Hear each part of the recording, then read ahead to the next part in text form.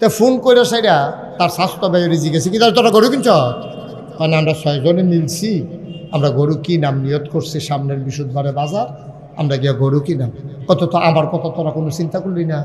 তুইও দিয়ে আর জানাইলি না, আমরাও আর জিগাইলাম না, তো তোরা কি আমরা লোকে কুরবানি দিবি?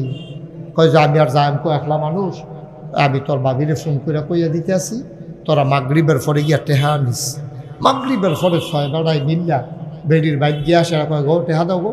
কয় কি আর টেহা? কয় তোমরা আপনার লগে কুরবানি দিবা, তোমার জামাইয়ে কিছু কইছে না ফোন কইরা? কহ কইছে তো, আপনারা লগে মিলে আমরা কুরবানি দেন।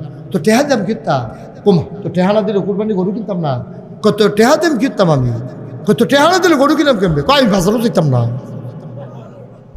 তোমরা চাইয়া গরু কিনবা, আমার চাউনের দরকার আছে না, আমার জামাই নেই দেখা আমরা কি গরু চাইতাম না?